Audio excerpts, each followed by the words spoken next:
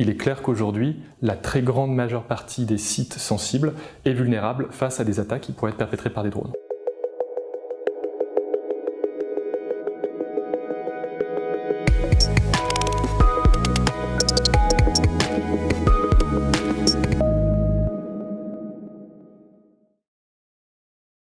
Aujourd'hui, les drones posent 4 types de menaces différents sur tous les sites sensibles. La première menace, ça va être un risque d'espionnage par l'emport d'appareils, de capteurs qui vont permettre de prendre de l'information sur site. Deuxième menace, ça va être un acheminement de contrebande au-delà des frontières et directement au sein de sites sensibles, tels que des prisons par exemple. Troisième menace, un risque de collision. On pense évidemment aux aéroports avec toutes les conséquences que ça peut provoquer, un crash d'appareil par exemple. Et puis enfin, dernière menace, qui a été dans les médias ces derniers mois, le risque d'attaque terroriste par emport de charges explosives.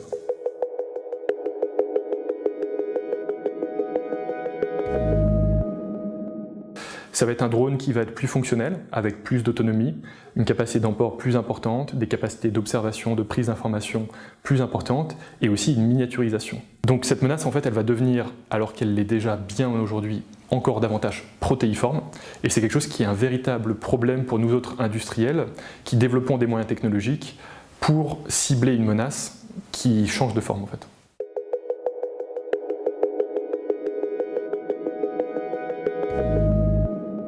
Pour contrer le risque drone, on a mis en place un processus qui s'articule autour de 3 étapes importantes.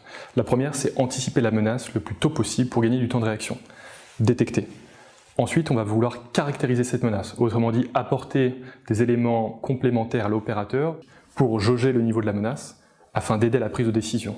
En fonction de la caractérisation de la menace, on va proposer au client différentes manières de la neutraliser. Ça peut être des actions passive, autrement dit qui n'implique pas la neutralisation du drone, ou alors utiliser une mesure technologique, une contre-mesure en réalité, pour venir forcer le drone à atterrir ou le capturer.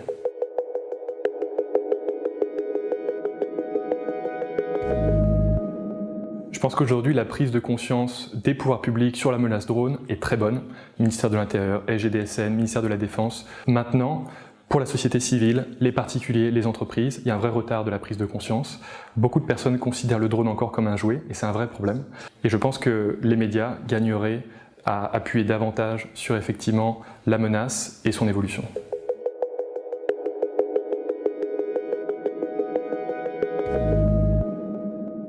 Les solutions anti-drone de demain, indéniablement, ce sont des solutions qui vont agréger différentes technologies, qui, l'une l'autre, vont venir apporter quelque chose de complémentaire, de telle sorte que l'on réduise toujours davantage le petit trou dans la raquette que chaque technologie comporte.